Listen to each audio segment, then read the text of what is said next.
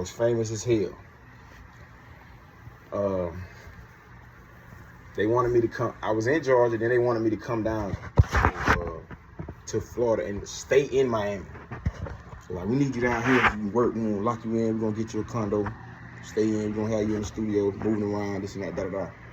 So I'm like, oh, yeah, cool. I had met a girl at the time. I was staying that was living in Tampa. I met her. She was actually working for Slip and Slide, she wasn't working for them, but doing work with them. She had her own business. And I was dating her. I started dating her. I met her at a party. You know what I'm saying? She was older. I was 18. She was 30 at the time. But I met her. We started talking. And shit, started staying with her. You know what I'm saying? I'm staying with her in Tampa now. You know what I'm saying? So they wanted me in Miami. I go to Miami. They get me a condo. I stay down there motherfucking month, 2 months, 3 months or some shit like that. And I'm just recording. Strip club every night. Recording every night. Working on the project. Recording. You know, they brought the whole opportunity. They brought the shit to me about trying to get on a movie. Stomp the Yard 2. Shit like that. So that's how I ended up making that record. Midnight Black made the beat. Ended up making that record, and that shit landed on Stomp the Yard 2. Stomp the Yard 2 didn't do that good. That shit ain't do that good, but hell, I'm on shit like, bro, I'm in a movie. That's the only thing I'm like, bitch, I'm in a movie. I don't care if it do good or not. I'm in a movie. Like, this is major. These are accomplishments for me as an artist who trying to, you know what I'm saying? These accomplishments, man. I'm checking these bitches off. Okay. I was, my CEO, he liked me, gang. He really did. He fucked with me. But I was a rough ass little nigga though. I wasn't friendly at all. I wasn't trying to be friendly with nobody. Bitch, I come in the room, unit on. I don't want to talk. I'm just like to hear. I ain't speaking, I ain't saying what's up, nothing. I just come in the room, it's like, everybody smiling, they want to meet me, like, hey. But I'm like to hear whole time. Back against the wall, like. They come to me, hey man, Swazy, you gotta be more likable, man. Start talking, man. These folks, they say they like your music, they want to talk to you, but they say you ain't approachable. You don't seem approachable. You gotta loosen up. I'm like, man, shit, I ain't friendly. I don't know these niggas. How the hell you expect me to be friendly with a bitch I don't know? That shit crazy. That go against everything that I was taught growing up in my neighborhood, in my community. Be friendly to a nigga. My mama ain't never told me to be friendly. My mama said, don't be friendly. Stranger danger. I don't know these motherfuckers. So it was something I had to learn. I got an industry. They were like, man, you gotta be likable. People gotta like you. I ain't know nothing about that shit. And I ain't care about that. I ain't care about them telling me that at the time. I wasn't trying to adjust or adapt to do anything to they liking at the time. So I was like, man, fuck that. I don't care about it. Talking about what I need to be. Man, I'm at Slip and Slide anniversary parties. DJ Khaled there. I'm seeing all the star artists there. All the big artists that they at the party. Key Sweat, Rick Ross. The label, of course, but just other industry people, like they here, and I'm in the party acting like, shit, bitch, I've been famous. I'm that nigga. I ain't speaking to nobody. I'm like, shit, I'm that nigga. See what I'm saying? But anyway, I meet her. She used to be taking me down there in Florida. I was down there doing all that shit, whatever. Performed at a lot of strip clubs. I performed at Coco's, I performed at KLD's, I performed at all the Mint,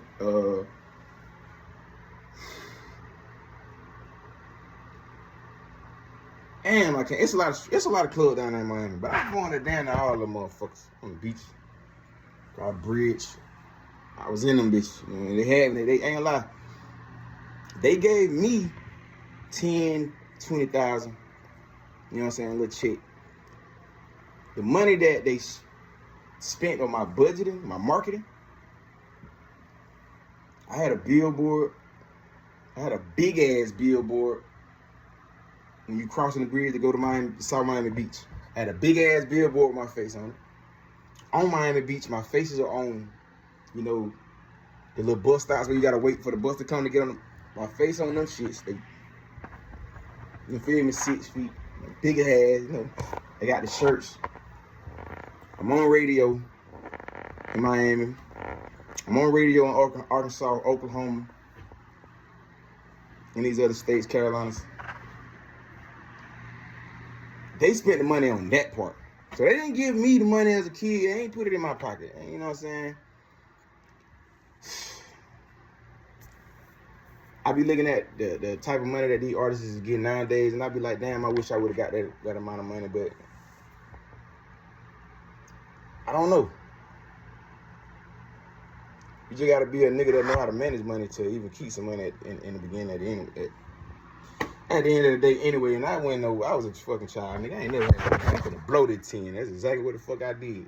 Blew it. So, the marketing, the money they did spend as far as getting my face out there, they did that part. They just had a problem with marketing me as an artist. They didn't know how to market me. They didn't know. They used to be always telling me, yo, we need make a song like this. Make a song like this. Photo shoots. Take a picture like this. Show your girl. And it was kind of like they was trying to make, how can I explain this shit? What Kodak is today, when Kodak first came out, that's what they wanted me to be. They wanted me to be like a younger version of Plies. You feel me? So when I made the You Ain't 100, y'all with the click, You Ain't 100, fuck what you talking about? They wanted me to have that sound. They wanted a younger version of Plies. Image-wise, they wanted to brand me as a gangster. Now, I ain't saying I ain't no gangster, but I don't want that. That ain't what I wanted motherfuckers to see me as. Like, I don't want you to just solely look at. I never wanted people to solely look at me and be like, that's a gangster rapper. Because it put me in a box, because I know I sing. I know I like to make songs about my feelings outside of gangster shit. I don't just like to make gangster music. I don't enjoy making it.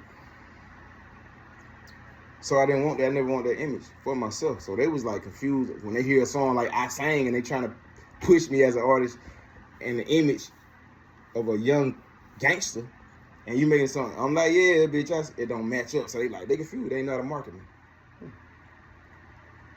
Opportunities were missed. I was supposed to be on the Jamie Foxx show. My CEO invited me to come to that. I was mad about something. I forgot what it was. I ain't come. I missed the opportunity. I blame myself for that. You know, opportunities came, gang. It was a lot of opportunities that came that I fucked up. I got mad. I said, I don't want to do that shit. Hell no. I ain't gonna lie, when I found out my deal with that, I was in a fucked up deal. In a fucked up 360 deal, I got mad. I shut down. I ain't want to do nothing. I went on a hiatus. I ain't recording no music for a long time and everything. I wasn't doing shit. The music man, fuck that. I don't want to record, bitch. I had to start looking at conspiracy theories and everything. I'm like, man, I don't even know if I want to do this shit. This is a 19-year-old, 20-year-old kid. Like, man, I quit. You know what I'm saying? I was quitting that shit, man. Boom.